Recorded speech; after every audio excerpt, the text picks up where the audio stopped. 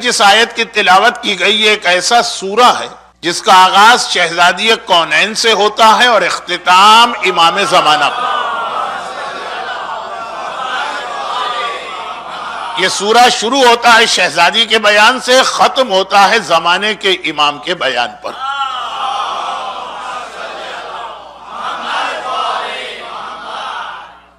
اور اس وقت اس کی صرف ایک آیت وَمَا أَدْرَاكَ مَا لَيْلَةُ الْقَدْرِ، بہت ہی مشہور حدیث ہے، آج کل بہت زیادہ پڑھی جا رہی، کہ جس میں صادق آل محمد امام جعفر صادق علیہ السلام ہے۔ یہ ارشاد فرمایا کہ یہ جو قرآن میں لیلۃ القدر کا تذکرہ ہے، شب قدر، قدر کی رات، نائٹ آف قدر، اس سے مراد ہماری دادی کی ذات ہے۔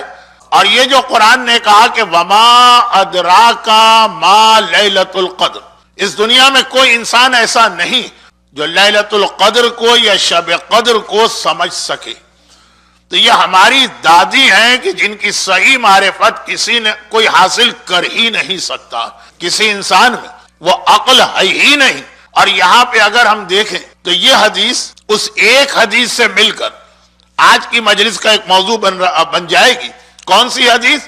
کہ یا علی کے لیے اللہ کے رسول نے کہا کہ اے علی، تمہاری معرفت کسی نے حاصل نہیں کی سوائے اللہ کی اور میرے، یا فاطمہ کے بارے میں امام معصوم نے کہا کہ فاطمہ کی ذات وہ ہے کہ معرفت دنیا کا کوئی انسان حاصل کر ہی نہیں سکتا۔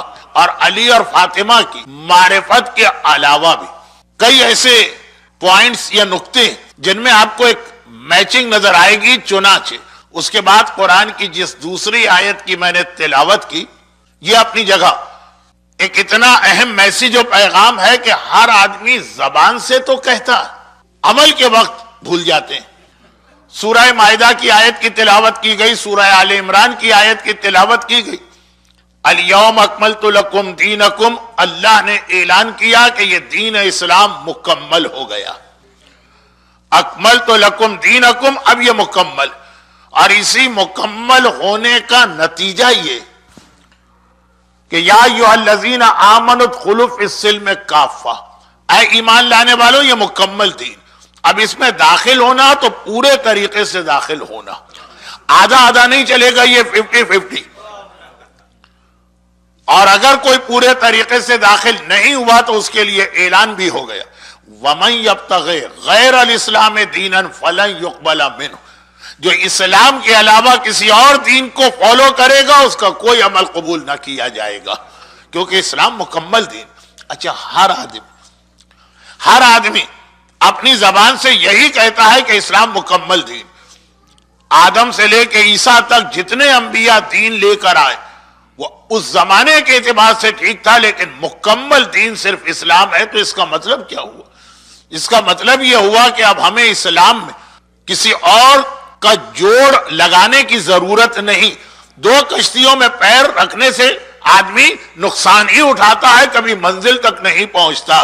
جب اسلام مکمل دین ہے تو آپ کو نماز بھی اسی طرح پڑھنا ہے جس طرح سے اسلام بتا رہا، اور روزہ بھی اسی طرح سے رکھنا ہے جس طرح اسلام بتا رہا، اور حج بھی اس طرح سے کرنا ہے جس طرح سے اسلام بتا رہا، اور چیریٹی بھی اس طرح سے کرنا ہے جس طرح سے اسلام بتا رہا، نہیں شادی بھی اس طریقے سے کرنا ہے جس طرح سے اسلام بتا رہا، بچے کی برتھ ڈے پارٹی بھی اس طرح سے کرنا ہے جس طرح سے اسلام بتا رہا، کاروبار بھی اس طرح سے کرنا ہے جس طرح سے اسلام بتا رہا، کہیں جاب بھی اس طرح سے کرنا ہے جس طرح سے اسلام بتا رہا، حتیٰ یہ کہ کوئی تفریح یا انٹرٹینمنٹ میں جانا ہے تو وہاں بھی طریقہ وہی اختیار کرنا پڑے گا جو اسلام نے بتایا۔ نامکمل مذہب، انکمپلیٹ، وہاں تو یہ چلے گا کہ بھائی عبادت کا طریقہ ان سے لو، باقی چیزیں تو انہوں نے بتائی ہی نہیں ہیں، تو وہ اپنے تجربے، اپنے والدین، اپنا سماج، اپنا کلچر، وہاں سے چیزیں اختیار کرو۔ لیکن اسلام میں اس کی گنجائش نہیں۔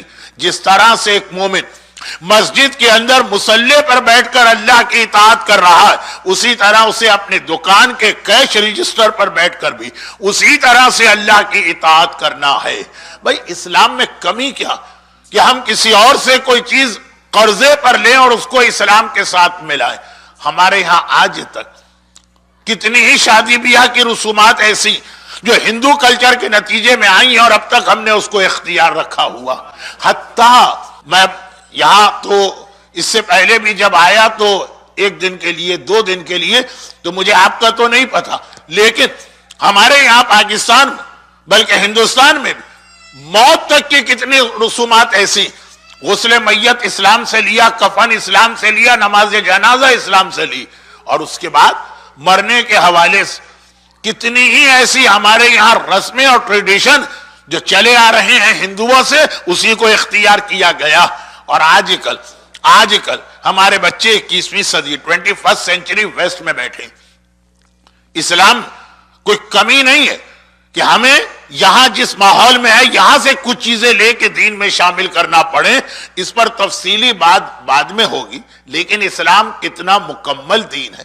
ایک بہت چھوٹی سی بات، بعض علماء کہتے ہیں کہ یہ علامہ جلال الدین سیوطی کا واقعہ، اور بعض علماء کہتے ہیں کہ یہ علامہ فخر الدین رازی کا واقعہ. ان میں سے کسی ایک کا ہے، لیکن پرسنالٹی کے نام کی اتنی اہمیت نہیں ہے، میسج ان کا واقعہ ہو کہ ان کا واقعہ ہو. جلال الدین سیوطی حافظ تھے، حافظ قرآن نہیں، حافظ حدیث.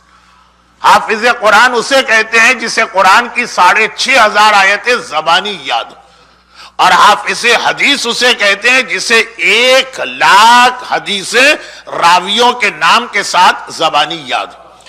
عجب ان میں سے کسی ایک کا واقعہ ہے کہ وہ ساری زندگی دین اہل بیت کی مخالفت کرنے کے بعد مرنے سے پہلے دین حقہ میں شامل ہو گئے، مومن بن گئے. اور جو دلیلیں جس کی وجہ سے انہوں نے شیعت قبول کی، تو اس میں سب سے اہم ایک ہی بات تھی.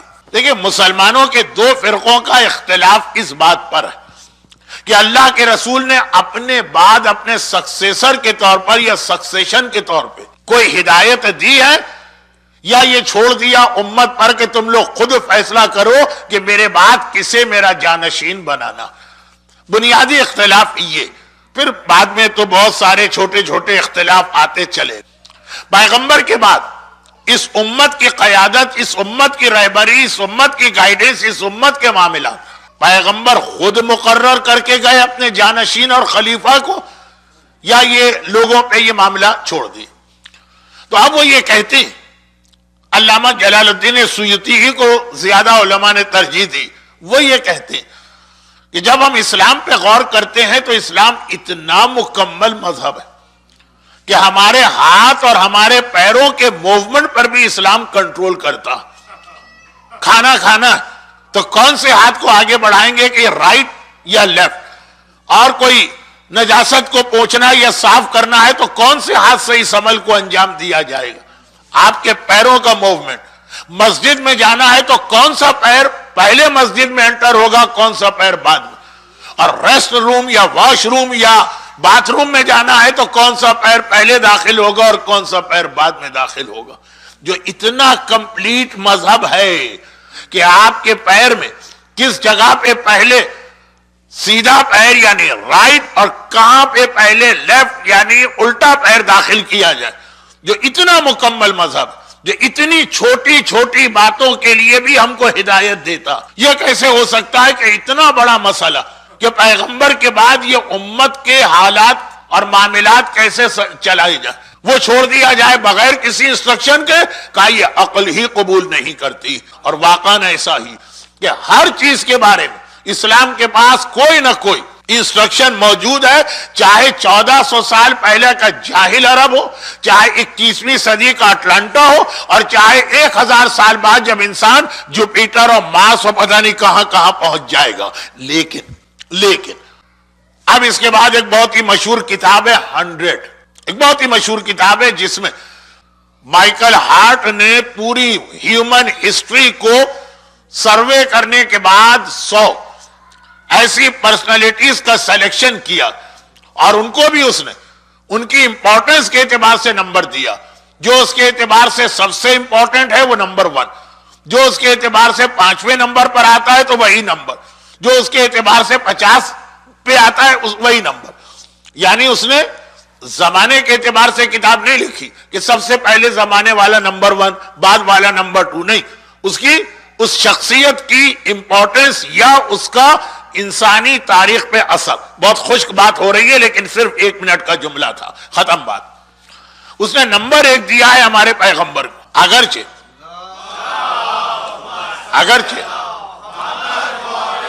اگرچہ وہ مسلمان نہیں، موسیٰ اور عیسیٰ کا ماننے والا ہے، اور موسیٰ اور عیسیٰ کو کسی کو 5واں نمبر دیا، کسی کو 15واں نمبر. اب پیغمبر کو نمبر 1 جو اس نے لکھا کہ سب سے زیادہ انسان پر جس شخصیت کا اور پرسنالٹی کا اثر ہے ہیومن ہسٹری پر، وہ یہ مسلمانوں کا رسول. تو خاص بات جو اس نے لکھی، جو سب سے اہم اس کی نگاہ میں بات تھی، وہ یہ کہ یہ رسول ایسا ہے کہ جو کہتا وہ پریکٹیکل بات ہوتی ہے، آدمی اس پہ عمل کر سکتا ہے. آج بہت سے مسلمانوں کو بھی اس سے اختلاف. مولانا کیا عورت ایسا حجاب کر سکتی ہے جیسا آپ لوگ مجلسوں میں پڑھتے ہیں؟ مولانا کیا اس طریقے سے بزنس کیا جا سکتا ہے جس طریقے سے آپ لوگ ممبر پہ پڑھا کرتے ہیں؟ لیکن یہ باتیں تو بعد میں آتی رہیں گی. ابھی تو اتنی سی بات کہ وہ کہتا ہے کہ اس پرسنالٹی کی سب سے اہم خاصیت یہ کہ کوئی ایسی بات اس نے نہیں بتائی یا کوئی ایسا آرڈر نہیں دیا جو انسان کے لیے مشکل، لیکن خالی یہ اور جو اس نے کہا اس پہ خود بھی پہلے عمل کیا، اس کے بعد پھر لوگوں سے کہا اس پہ عمل کرنا. اور آگے اس کتاب میں حضرت موسیٰ اور حضرت عیسیٰ کے حالات میں لکھتا بھی کہ انہوں نے ایک نظام دیا لیکن اپنے نظام کو، اپنے سسٹم کو اپنی زندگی میں امپلیمنٹ نہیں کر سکے.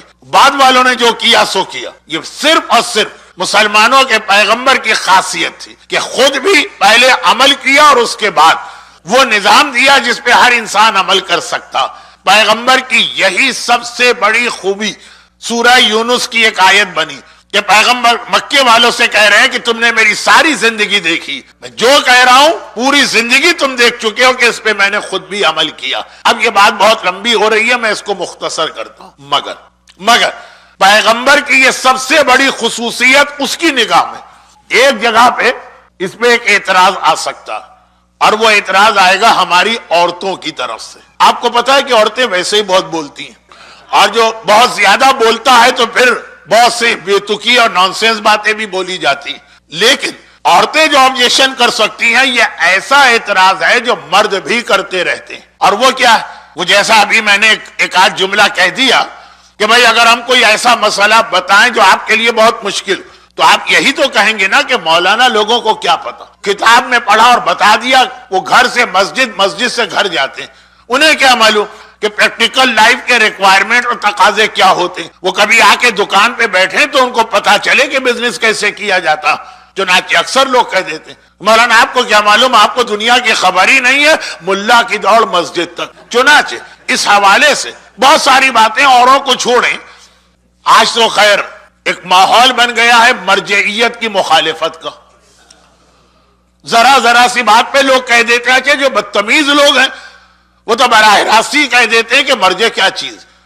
ایسا کوئی اسلام میں سسٹم نہیں ہے، یہ چند مولویوں نے اپنے کھانے کمانے کا ایک سسٹم قائم کیا اور پھر اس میں خمس کو بھی لا کے ملا دیتے ہیں. اب بتائیے کہ خمس ہمارا ٹاپک کیسے نہ بنے؟ شہزادی کونین کا ذکر ہو، ایک حجاب کی بات ضرور ہوگی چاہے لوگوں کو پسند آئے چاہے ناپسند، اور ایک خمس کی بات ضرور ہوگی. لیکن آج نہیں، آج جو بیچارے آ گئے ہیں کچھ لوگ، ان پر کیوں زیادتی میں کروں، تو بہت ہی مختصر کہ ایک تو مرجعیت کے وہ لوگ مخالف ہیں جنہیں پتہ ہی نہیں کہ مرجعیت کیا ہے. وہ یہ سمجھتے ہیں کہ چند مولویوں نے اپنے کمانے کھانے کا ایک دھندا بنایا، ایک سسٹم، ان کو تو رکھیے ایک طرف. لیکن بہت سے ایسے لوگ ہیں جو جانتے ہیں اس مسئلے کی اہمیت کو، لیکن ان کے دلوں میں یہ خیال آتا کہ یہ ہمارے مراجع نجف کے یا قم کے ایک کمرے میں بیٹھنے والے، ان کو کیا معلوم کہ new York, Washington, Atlanta, London, Paris یا ٹوکیو یا ٹورنٹو میں کیا ہو رہا. چنانچہ وہ احترام کرنے کے باوجود یہ سمجھتے ہیں کہ یہاں کے لیے یا شریعت الگ ہونا چاہیے یا مرجع الگ ہونا چاہیے. یہ اکثر ایسا ہوتا، خاص طور پر خاص اٹلانٹا کی بات تو میں نہیں کر رہا ہوں، لیکن ویسے ویسٹ میں یہ چاند کا مسئلہ، یہ مون سائٹنگ ایک ایسا ہی مسئلہ بنا دیا گیا. بہرحال یہ ساری باتیں آج کی مجلس کا موضوع نہیں، اس کو رکھیے ایک طرف. لیکن انتہائی مخلص آدمی بھی، مجھے یاد ہے جب میں نے شروع میں جو حج کیے تھے بڑے ٹف حج ہوتے تھے. آج تو حج بہت آسان بن گیا. حج نہیں رہا، ایک ریلیجس انٹرٹینمنٹ اور ریلیجس پکنک کی شکل کچھ لوگوں نے اس کو دے دی، اور یہ بات بھی آگے چل کے تفصیل سے آئے گی. لیکن فی الحال یہ کہ آج سے 40 سال پہلے کا حج کتنا مشکل تھا. نہ مکے میں پانی ملتا تھا حج کے قریب، نہ روٹی ملتی تھی. پاکستان گورنمنٹ حج سے ایک ہفتے پہلے ہر حاجی کو آٹا منگوا کے پاکستان سے دیتے تھے کہ اپنے گھر میں خود روٹی پکاؤ. مکہ شہر میں نہ آٹا ہوتا تھا نہ روٹی. یہی مسئلہ پانی کا، ایک ہفتے بغیر پانی کے بیٹھے ہوئے اور حج کر رہے ہیں جہاں ہر موقع پر طہارت چاہیے. تو خلاصہ یہ کہ اس میں کوئی مسئلہ بتا دی اور وہ حاجی مولانا آپ کو کیا پتا کیسے اس مسئلے پہ عمل کرے. ہم نے کہا ہمارا نہیں ہے، یہ آغا خوئی کا مسئلہ ہے. اس وقت ان کی تقلید. اس نے کہا آغا خوئی کو کیا پتا، نجف کے اپنے کمرے میں بیٹھے ہیں یا عرفات مینا میں آ کے دھکے کھائیں تو ان کو پتا چلے کہ حج کسے کہتے ہیں. اب وہ آدمی کی نیت خراب نہیں تھی، فرسٹریشن اتنا ہوتا کہ کبھی کہا مولوی کو نہیں پتا، کبھی کہا ریسیڈنس عالم کو نہیں معلوم، کبھی کہا کہ مجتہد کو نہیں پتا، کبھی کہا مرجع کو نہیں معلوم. یہی سلسلہ غصے کے عالم میں، فرسٹریشن کے عالم میں آگے بڑھے گا. اور آگے بڑھے گا تو اس طرح آگے بڑھے گا کہ ہماری عورت سے ہم نے کہا کہ یہ اسلام عورت کی یہ ڈیوٹیز بتاتا ہے، آپ کو یہ کرنا. مثلا اب جو بات میں جو اگزامپل دے رہا ہوں یہ پوری اسلامی نہیں، یہ تھوڑا بہت ہمارے کلچر کی بھی، اور اکثر علماء یہ مثال دیتے ہیں، آپ نے مثال تو سنی ہوگی کہ مثلا کسی وجہ سے ذرا سی تاخیر ہو گئی نماز پڑھنے میں، اب نماز کا وقت جا رہا اور دوسری جانب اسی وقت بچہ جو ہے وہ رو رہا ہے اور پریشان کر رہا، اور تیسری جانب اس تیسرے جملے کے لیے میں نے کہا کہ یہ آپ کے لیے اگزامپل نہیں، تیسری جانب معلوم ہوا کہ شوہر کے آفس سے گھر آنے کا وقت آ گیا، اس کو گرم گرم روٹی چاہیے. یا تو آپ لوگ روٹیاں پکا کے کھلاتے ہوں گے نا، لیکن ہمارے انڈیا پاکستان میں عورتیں شوہروں کو روٹیاں پکا کے کھلاتی ہیں. تو خیر خلاصہ یہ ہے کہ ابھی 3 دن پہلے میں کسی مومن کے گھر میں گیا تھا تو پاکستان ٹی وی کا کوئی پروگرام چل رہا تھا جس کے اندر یہی مسئلہ ڈسکس ہو رہا تھا کہ صرف اس بات پر. اب یہ پہلے بہت کامن تھا، لیکن میں کہہ رہا ہوں کہ اس 25 اپریل 2013 کو بھی یہ واقعہ پیش آئے. 32 روپے آٹھانے مہر دے کے شوہر نے بیوی کو اس بات پہ گھر سے نکال دیا کہ جب وہ آفس سے آیا تو روٹی گرم نہیں تھی، ٹھنڈی ہو چکی تھی. تو اب یہ آج کے دور کی بھی یہ بات، ابھی کی بات کر رہا ہوں. تو خلاصہ یہ کہ ایک طرف نماز قضا ہو رہی ہے، ایک طرف بچے کو سنبھالنا ہے، ایک طرف گھر والوں کو دیکھنا، ان کے کھانے کا انتظام کرنا. اور ہم نے کہا کہ بھئی نماز بہت اہم ہے، آپ کو ہر صورت میں نماز پڑھنا، یہ ساری ذمہ داری ادا کرنا. تو ہو سکتا کوئی عورت غصے کے عالم میں کہہ دے کہ مولانا یہ کیسے ممکن ہے. ہم نے کہا یہ رسول کا حکم. تو زبان پہ یہ جملہ غصے میں آ سکتا کہ ارے رسول کیا جانے، وہ عورت ہوتے تو ان کو پتا چلتا کہ ایک وقت میں اتنے سارے کام کیسے کیے جائیں. انہوں نے تو کہہ دیا کہ نماز بھی پڑھو، بچے کا بھی خیال کرو، گھر والوں کا بھی خیال کرو. اب دیکھیے یہ خالی ایک چھوٹی سی مذاق والی اگزامپل نہیں، عورتوں کی زندگی میں بار بار ایسے مسئلے پیش آتے ہیں کہ جواب ملے گا کہ رسول کا کیا، وہ تو کہہ کے چلے گئے. اسماء بنت خارجہ نے بڑے ہی عمدہ انداز میں اور بہت ہی بہترین طریقے سے مگر یہی سوال تو کیا تھا رسول اللہ سے کہ یا رسول اللہ آپ نے مردوں کو تو اتنی فضیلتیں بتا دی، ہم عورتوں کو آپ محروم کر رہے ہیں. روایت مشہور بھی ہے اور روایت بعد میں آنے بھی والی ہے، اس لیے چھوڑ رہا ہوں. تو جگہ جگہ ایسے مرحلے آئیں گے کہ جہاں پہ عورت یہ دل میں خیال لا سکتی، جہاں پہ عورت کی زبان پہ یہ جملہ آ سکتا کہ رسول اللہ نے حجاب کا حکم دے دیا، رسول اللہ نے مثلا شوہر کی خدمت کا حکم دے دیا. اس طرح سے تو نہیں جیسے لوگ ہمارے ہاں سمجھتے ہیں، لیکن بہرحال ایک ہے مسئلہ اسلام میں. رسول اللہ نے اس طرح سے بچے کی تربیت کا مسئلہ بتا دی، لیکن انہیں کیا پتا کہ عورتوں کے ساتھ کتنے مسائل لگے ہوتے ہیں، کس طریقے سے اس سب پہ ایک وقت میں عمل کیا جائے. پیغمبر کی رسالت کی سب سے بڑی جو خصوصیت ہے، جو مین کیریکٹرسٹک، وہی حکم دیا جس پہ خود عمل کر کے دکھایا، وہ عورتوں کے حوالے سے نامکمل رہ جائے گی. عورت کہے گی کہ ہم سے کہہ کر تو چلے گئے، لیکن پیغمبر کو کیا معلوم عورتوں کو کس طرح زندگی گزارنا.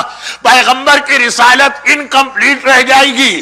ضرورت ہے کہ کوئی ایسی پرسنالٹی اور شخصیت ہو کہ جو پیغمبر کہہ رہے ہیں وہ عمل کر کے دکھائے اور کہے کہ تم عورتیں یہ سمجھ رہی ہو نہیں، آ کے فاطمہ کو دیکھو، میرا بابا حکم دے رہا ہے، فاطمہ اس پہ عمل کر رہی ہے، فاطمہ کے وجود کو ماننا پڑے گا ورنہ رسالت انکمپلیٹ رہ جائے گی. اسی لیے رسول نے کہا فاطمہ تو بضعۃ منی، فاطمہ میرے جگر کا ٹکڑا نہیں کہا، میرے دل کا ٹکڑا نہیں کہا، فاطمہ میرا ٹکڑا ہے. میں اگر رسول ہوں تو فاطمہ کار رسالت میں برابر سے میرے ساتھ شریک ہے.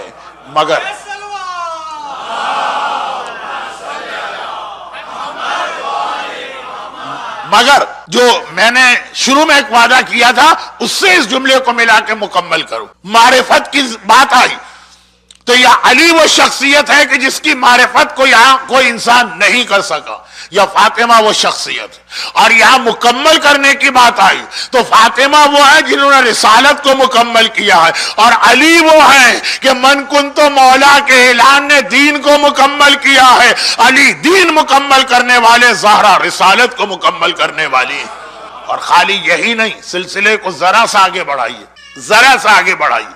دنیا میں جتنی مسجدیں ہیں یہ سب علی کی یادگار، اور جتنے امام باڑے ہیں یہ سب فاطمہ کی یادگار. دنیا کی مسجدیں کہاں سے بنی؟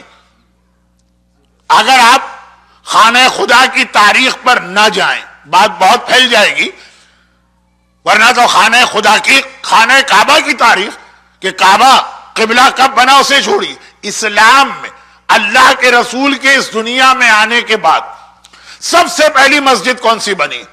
سب سے پہلی مسجد رسول اللہ کے آنے کے بعد، اس اسلام کے آنے کے بعد جس کا کلمہ ہم پڑھتے ہیں، مسجد قباء. اس سے پہلے کوئی مسجد نہیں بنی تھی، حتیٰ یہ کہ مدینے کی وہ مسجد جس میں رسول خدا آج دفن بھی ہے وہ بھی بعد میں بنی، مسجد قباء. لمسجد اسس للتقوى من اول یوم. قرآن سورہ توبہ میں تعریف کر رہا یہ وہ مسجد ہے جو پہلے دن سے تقوی پہ بنائی گئی. مسجد قباء کیسے بنی؟ کیونکہ اس مجمع میں حج کرنے والے اور عمرہ کرنے والے کافی چہرے نظر آ رہے ہیں، اور جو بھی حاجی یا مدینے کا زائر مدینے جاتا اصل مقصد تو اس کا روضہ رسول پہ حاضری اور جنت البقیع میں حاضری، لیکن قباء کی زیارت ضرور کرتا، جس کے بارے میں یہ روایت بھی ہے کہ پیغمبر نے مسجد بنانے کے بعد بھی ویک میں ایٹ لیسٹ ایک دن، وہ سیٹرڈے، روزانہ اس مسجد میں جا کے نماز پڑھا کرتے تھے. اور یہ ارشاد فرماتے تھے کہ اگر کوئی اپنے گھر سے وضو کر کے مسجد قباء میں 2 رکعت نماز پڑھے گا تو 70 ایسے حج کا ثواب ملے گا جو اللہ قبول کر چکا. تو بڑی اہم مسجد ہے، ہر آدمی زیارت کرتا. اب آئیے، جن لوگوں نے آج سے 35 سال پہلے زیارت کی انہیں یاد ہوگا اس مسجد کے اندر اونٹنی کا ایک نشان بنا تھا، اونٹ. اور بعد میں جب مسجد کا ایکسٹینشن فہد نے کیا تو اس نشان کو ختم کر دیا، لیکن پاکستان کا ایک سول انجینئر اس کمپنی میں تھا جو مسجد کو ریکنسٹرکٹ کر رہی تھی. تو جو مسجد کا مین ڈوم ہے یا بڑا گنبد، اس کے اندر اس نے براؤن کلر کا ایک چھوٹا سا پتھر لگا دیا. ہر سال ہم اپنے ساتھ جانے والوں کے آئی سائٹ کا امتحان لیتے ہیں کہ ذرا پہچانیے، البتہ اشارے نہ کیجیے گا ورنہ اس کو نکال دیا جائے گا. وہ پتھر وہی اونٹنی کے نشان کی جگہ. تو یہ اونٹ، اونٹنی، نشان، پتھر، یہ سب ہے کیا؟ مسجد قباء کی مختصر تاریخ، بہت ہی مختصر. جب اللہ کے رسول مکے سے ہجرت کر کے مدینے آئے تو پیغمبر مدینے میں انٹر نہیں ہوئے. مدینے سے باہر قباء وہاں ٹھہر گئے کہ ابھی علی اور فاطمہ آنے والے ہیں، جب وہ آ جائیں گے ان کے ساتھ ہم مسجد میں مدینے میں داخل ہوں گے. ٹھہر گئے پیغمبر. جب میرا مولا بنی ہاشم کی ساری لیڈیز کو لے کر چند دنوں کے بعد قباء میں پیغمبر کو جوائن کیا، پھر پیغمبر چلے. قباء والوں نے کہا یا رسول اللہ آپ اتنے دن ہمارے مہمان رہے، اس کی کوئی نشانی دے جائیے، ایک سوینئر، ایک گفٹ، ایک تحفہ، ایک نشانی. پیغمبر نے کہا کہ مسجد سے بہتر تحفہ کوئی نہیں ہو سکتا. اور ایک اور روایت کو ہم ذہن میں لے کے آئیں تو جب بھی انسان کسی بھی شہر میں رہنے کے لیے جائے 3 چیزیں بہت ضروری. مسجد نہیں ہے تو بنائے, قبرستان, اور قبرستان میں وہ سارے چیزیں شامل ہو گئی جو قبرستان سے ریلیٹڈ ہے, یعنی میت کا غسل خانہ اور کفن. اور تیسرا عالم. یہ روایت ہے کہ ایسے ٹاؤن یا بستی میں رہنا مکروہ ہے, حرام تو نہیں کہہ سکتا, مکروہ, جہاں پہ کوئی عالم نہ ہو جو لوگوں کو دین کی تعلیم دے. تو جب بھی آدمی کسی جگہ رہنے جائے تو بہت ساری چیزیں آدمی سوچتا, اسکول کیسے ہیں, مکانات کیسے ہیں, جاب مارکیٹ کیسی ہے, بزنس چلے گا کہ بزنس نہیں چلے گا, ڈیری کوئن کے کتنے آؤٹ لیٹ مزید کھولے جا سکتے ہیں, بہت ساری چیزیں آدمی ذہن میں لے کے آتا ہے نا, پھر یہ ڈیسائیڈ کرتا کہ کس ملک میں جانا ہے اور اس ملک کے کس شہر میں جانا. لیکن مومن کو وہ ساری چیزیں صحیح, اللہ نے عقل دی, لیکن ان چیزوں پہ غور کریں. مگر یہ 3 چیزیں, مسجد جہاں اللہ کی عبادت ہو, قبرستان اور عالم, اور نہیں ہے تو اس کا انتظام کرنا. چنانچہ اللہ کے رسول شہر مدینہ میں انٹر ہو رہے ہیں, پہلا کام کریں گے وہاں مسجد بنائیں گے, جنت البقیع کے قبرستان کا اہتمام کریں گے. عالم تو خیر پیغمبر سے بڑا عالم کون ہے, لیکن قبا کی بستی, کہا بہترین تحفہ جو میں تمہیں دے سکتا ہوں وہ مسجد. اور پھر کہا کہ میں مسجد بنا رہا ہوں. لیکن کس طرح بنائی مسجد؟ پیغمبر کی اونٹنی بیٹھی تھی, اس اونٹنی کے 2 واقعات ہیں. دوسرا بہت مشہور ہو گیا کیونکہ میسج فلم میں بھی آ گیا کہ پیغمبر نے کہا کہ جس کے گھر میں جائے گی میں اس کے گھر میں اسٹے کروں گا. وہ بات کا واقعہ, وہ مدینے میں انٹر ہونے کے بعد, اور میں ابھی بات کر رہا ہوں مدینے کی انٹری سے پہلے کی. پیغمبر نے کہا میری اونٹنی یہ جتنے علاقے میں راؤنڈ لگائے گی وہ پہلی مسجد ہوگی. پیغمبر کی بنائی ہوئی مسجد آج بہت بڑی ہو گئی, اور انفارچونیٹلی جو ہماری لیڈیز ہیں وہ اس مسجد میں نہیں جا سکتی ہیں جو پیغمبر نے اپنے ہاتھ سے بنائی تھی. لیکن بہرحال فتویٰ سارے مجتہدین کا یہ ہے کہ پوری مسجد کو قبا کہیں گے. پیغمبر نے کہا یہ میری اونٹنی. اب اس کے بعد وہ میرا اسٹائل نہیں ہے, اگر اس اسٹائل میں کوئی پڑھنے والا آتا تو آپ کو بڑا مزہ آتا. پیغمبر نے کسی صاحب کو بلا کے کہا کہ یہ اونٹنی بیٹھی ہے, اس کو چلاؤ, جتنا یہ راؤنڈ لگائے گی وہ مسجد ہو. وہ سر سے پیر زور لگا کے تھک گئے, اونٹنی اپنی جگہ سے ہلی تک نہیں. پیغمبر نے کہا اچھا پھر کوئی اور صاحب, دوسرے صاحب کو بلایا گیا. لیکن میرا وہ انداز ہی نہیں, جو ایک اونٹنی نہیں چلا پا رہے ہیں. بھائی پیام اعظمی صاحب کا وہ بہت ہی مشہور کلام تو آپ نے سنا ہے نا, خیبر کی لڑائی کے حوالے سے جو اکثر ان کا کلام پڑھا جاتا کہ روز آنا واپسی پہ یہ جھگڑا ہوتا تھا کہ کون پہلے بھاگا ہے. بھاگے دونوں, کون پہلے؟ لوگ کہتے تھے لیڈر کہتا تھا آرمی, لشکر, یہ میرا ساتھ چھوڑ کے گیا. اور آخر میں یہ فیصلہ ہوتا تھا نا یہ نہ وہ بلکہ گھوڑا پہلے بھاگا. تو وہ جو آخر میں ان کا کلام ہے نا کہ جس سے گھوڑا نہ سنبھل سکا وہ اسلام کو کیا سنبھالے گا. مسجد قبا, پیغمبر نے کہا میری اونٹنی, وہ اپنی جگہ سے کھڑی تک نہیں ہوئی. اور آخر میں اچھا پیغمبر چانس سب کو دیتے ہیں تاکہ بعد میں کوئی کمپلین یا شکایت نہ کرے.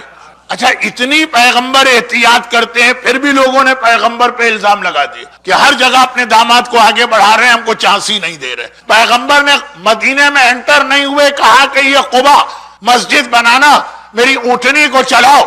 اب زیادہ ذکر اچھا نہیں ہے, ان 2-3 جن کو پیغمبر نے کہا سب ناکام ہوئے. مولا متقیان کی جانب اشارہ کیا. علی نے ابھی اونٹنی کی مہار ہاتھ میں پکڑی تھی کہ ایک جوش کی عالم میں اونٹنی اپنی جگہ سے کھڑی ہوئی. علی آگے آگے چل رہے, اونٹنی پیچھے پیچھے چل رہی. جتنے علاقے میں راؤنڈ لگایا وہ دنیا کی پہلی مسجد بنی. آج باقی ساری مسجدیں اسی کی شبیہ ہیں, اسی کی کاپی ہیں, اسی کی سنت کو ہم پیروی کر رہے. تو دنیا کی پہلی مسجد علی نے بنائی, اور جہاں جہاں علی کا نام رہا مسجدیں پہنچتی رہیں. اور دنیا کا پہلا امام باڑہ باپ کے وفات کے بعد بیٹی کو ماتم کرنے سے روک دیا گیا اور کہا کہ یا دن کو ماتم کریں یا رات کو ماتم کریں. شہزادی سارا دن مدینے کے باہر کھجور کے ایک درخت کے نیچے جا کے ماتم کرتی. ایک دن جب شام کو آئی تو مولا نے دیکھا کہ جو اسکن جل جاتی ہے دھوپ کی وجہ سے, شہزادی کا سارا جسم کھال جھلس گئی ہے وہ عرب کے سورج کی گرمی. گھبرا کے پوچھا بنت رسول یہ کیا؟ کہا کہ وہ درخت بھی کاٹ کے پھینک دیا گیا جس کے سائے میں ماتم کرتی تھی. جس وقت مولا نے یہ سنا تو شہزادی نے پھر ایک خواہش ظاہر کی. کیا ہے ابو الحسن, میں نے آج تک آپ سے کوئی خواہش و فرمائش نہیں کی, زندگی کی پہلی اور آخری خواہش ایک ایسی جگہ بنا دیجئے جہاں بیٹھ کے میں اپنے بابا کا ماتم کر سکوں. مولا نے سلمان کو بلائے اور مدینے کے باہر وہ چھوٹا سا ایک کمرہ بنایا جسے بیت الحزن یا بیت الاحزان کہا جاتا ہے، جو صرف اور صرف اور صرف ماتم کے لیے بنایا گیا. یہ پہلا امام باڑہ. امام باڑہ کسے کہتے ہیں؟ امام بارگاہ کسے کہتے ہیں؟ وہ جگہ جو صرف ماتم کے لیے بنائی جائے. تو اب دیکھیے علی اور فاطمہ کو، کہ علی وہ ہے، علی وہ ذات ہے کہ جس کی ولایت کے اعلان سے دین مکمل ہوتا. فاطمہ وہ ذات ہے کہ جس کی شخصیت سے رسالت رسول مکمل ہوتی. علی وہ ہے جس نے ساری دنیا میں مسجدیں بنائی ہیں. فاطمہ وہ ہے کہ جن کی وجہ سے آج ساری دنیا کے امام باڑے بنے ہیں. مگر ذات فاطمہ ایک عجیب منظر ہمارے سامنے آتی. یہ واقعہ اب جو میں پڑھ رہا ہوں بہت مشہور ہے، چنانچہ میں اسے جلدی جلدی پڑھ کے اختتام پہ آتا ہوں. شہید دست غیب شیرازی نے تو اس کو داستان ہے شگفت اپنی ایک کتاب میں بھی لکھ دیا، لیکن اتنا مشہور واقعہ کہ کربلا نجف بچہ بچہ اس کو جانتا. آج سے 200 سال پہلے، اچھا میں اسی اپریل کے شروع میں کربلا محلہ میں تھا، تو جس وقت کربلا کی زیارتیں کرتے ہوئے ہم لوگ چھٹے امام کے باغ میں پہنچے. وہ جو ایک باغ ہے چھٹے امام کا، جہاں پہ امام زیارت کے لیے آتے وقت پہلے تھوڑی دیر اسٹے کرتے تھے اور پھر غسل کر کے کربلا میں انٹر ہوتے تھے. تو وہ جو باغ ہے امام کا، وہاں پہ چھٹے امام کی زیارت پڑھی جاتی، بلکہ لکھی بھی ہے جگہ جگہ. اب میں زیارت اپنے قافلے کو یا گروپ کو پڑھوا رہا تھا اور اس میں ایک لفظ آ گیا تھا، السلام علیکہ یا مفتاح الخیرات، زیارت کا ایک جملہ. اور اس وقت ایک مومن نے مجھے یاد دلائے کہ مولانا وہ جو آپ مجلس میں ایک واقعہ اکثر پڑھا کرتے ہیں، کیا یہی زیارت میں وہی چیز عربی میں نہیں آ گئی؟ میں نے غور کیا، میں نے کہا بات آپ نے بالکل صحیح کہی. اب میں یہاں جاؤں گا زیارت کے اس جملے کو اور اس واقعے کو ملا کے پڑھوں گا. تو واقعہ کیا؟ 200 سال پہلے کربلا میں ایک انتہائی مقدس عالم دین تھے، تقوی، پرہیزگاری، پائٹی. ہر عالم اپنی جگہ قابل احترام ہے، لیکن پھر علماء کی مختلف لسٹیں ہمارے پاس ہیں. یہ مراجع محمد ابن یعقوب کلینی یا ان سے بھی پہلے یا ان کے زمانے میں ابو الحسن عمانی سے لے کے آج آگئے سیستانی اور آگئے خامنائی تک مراجع. پھر تفسیر کے ماہر، پھر علم حدیث، پھر علم رجال، پھر عقائد، پھر نہج البلاغہ کے جو ماہرین، مختلف علماء. اس میں کیٹیگری ہے وہ علماء جنہوں نے ساری زندگی نہ کوئی حرام کام کیا، نہ کوئی مکروہ کام کیا، نہ کوئی مباح کام کیا. اب اس کو سمجھانے کا وقت نہیں. اور اس میں پھر تقدس یعنی تقوی کے اعتبار سے علماء، ان میں ایک نام آتا ہے سید مرتضی کشمیری. یہ 200 سال پہلے کے عالم کی بات کر رہا ہوں، حجت الاسلام سید مرتضی کشمیری. ان کا ایک واقعہ بہت مشہور ہے. شہزادی کونین کی ولادت و شہادت کی محفلوں اور مجلسوں میں پڑھا جاتا.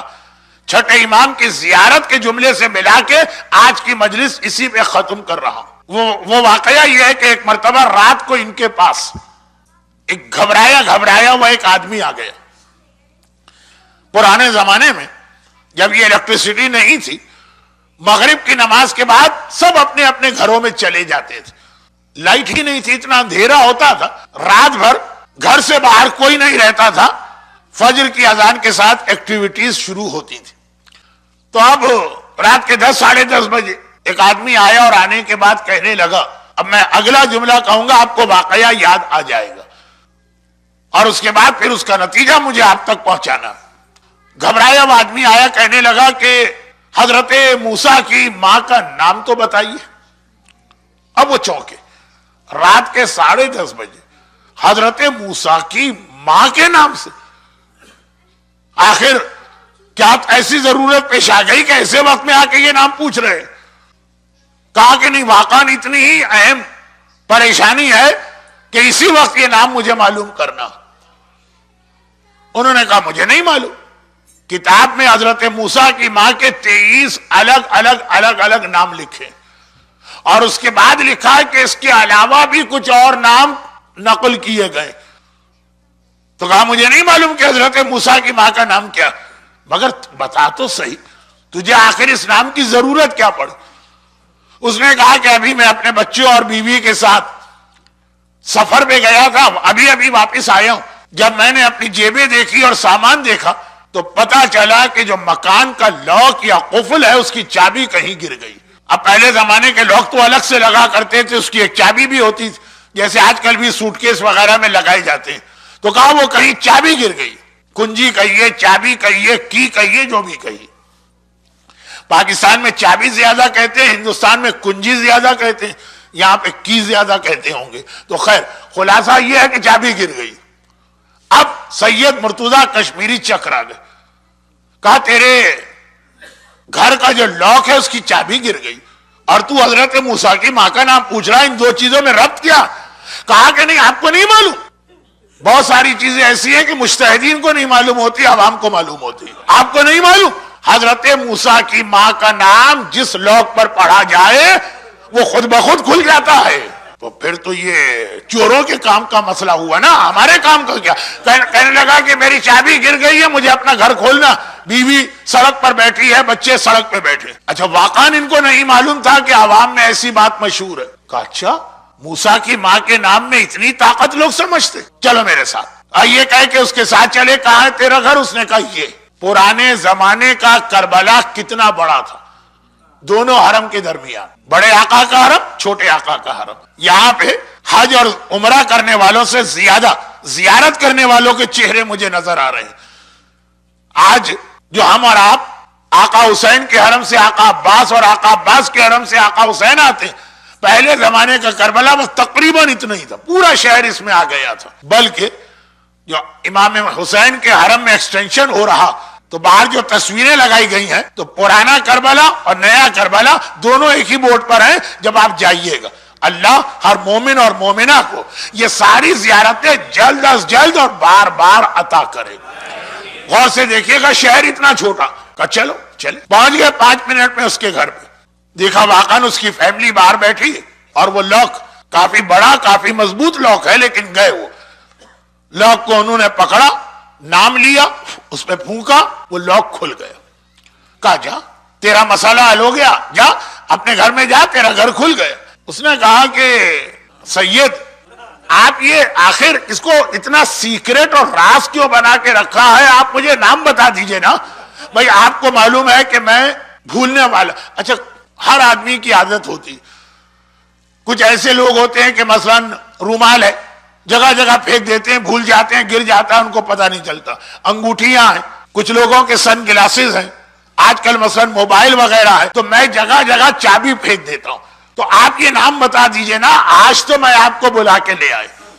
اب اگر اس کے بعد بھی یہ واقعہ ہوا تو کتنی بار آپ کو بلاؤں گا, اور اگر آپ کبھی نہ ہوئے.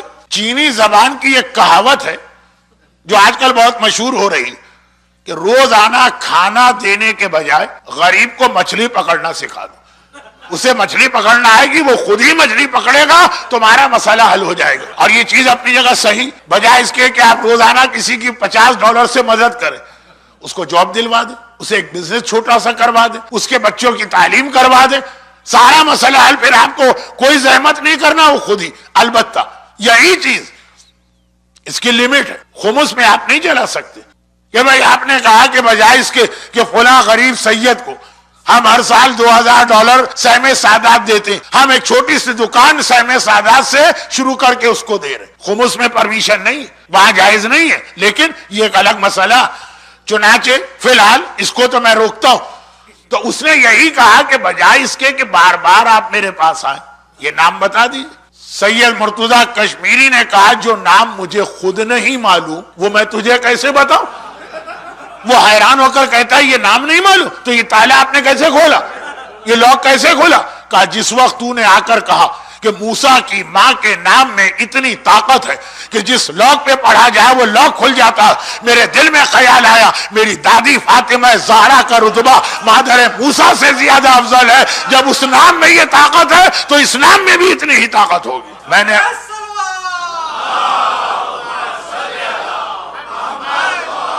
میں نے اپنی دادی فاطمہ زہرا کا نام اس لاک پہ پڑھا ہے جس سے لاک کھل گیا. دنیا کا عام تالا فاطمہ کے نام کے بغیر نہیں کھل سکتا تو جنت کا تالا بھی نہیں کھلے گا جب تک کہ نام فاطمہ لینا مومن نہ سیکھے گا. اور یہیں پر وہ ایک حدیث آ رہی, یہیں پہ ایک حدیث آ رہی ہے جس پہ بات ختم ہو رہی. میں نے کہا واقعہ تو بہت مشہور, یہ آپ کا ایمان تھا کہ آپ نے 100 دفعہ سنے ہوئے واقعے کو بھی اس طرح سنا جیسے نیا ہو, لیکن کس کو نہیں معلوم. لیکن اس کا نتیجہ پہلے آپ اس کا الٹا جملہ سمجھ لیجئے. کئی معصومین کی حدیث ہے لیکن سب سے اہم حوالہ 11ویں امام کا. سب سے اہم حوالہ کیوں, سب سے اہم کیوں ہے یہ ریفرنس؟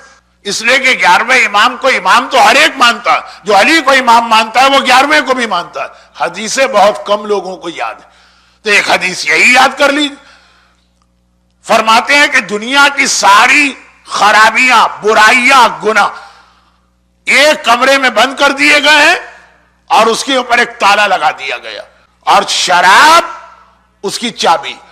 یعنی شراب اگر کوئی پیے گا تو خالی شراب نہیں پی رہا, وہ گویا وہ کمرہ یا روم یا ویئر ہاؤس کھول رہا جس کے اندر سارے گناہ بند ہیں. ایک بار شراب شروع کرو, دنیا کا ہر گناہ تمہاری زندگی کے اندر آ جائے گا, سارے گناہ ایک کمرے میں. وہ جو گریک مائتھولوجی میں ہے پینڈوراز باکس, خیر وہ ایک طرف رکھی. یہ تو صرف میں نے اس لیے بتایا کہ ماحول کا بڑا اثر ہوتا. خالی دوسروں کو شراب پیتے اگر بچے دیکھتے رہیں تو ایک وقت آئے گا کہ وہ شراب کی وہ خرابی, وہ نجاست, وہ خباثت وہ ذہن سے نکل جائے گی, شراب ایک عام سی چیز لگنے لگے گی. اور خدا نہ کرے کہ ان بچوں کے بچے پھر وہ اتنے عادی ہوں گے کہ اسی طرح شراب پیئیں گے جیسے ہم اور آپ پانی پیتے ہیں. تو خیر شراب نیگیٹو ایگزامپل.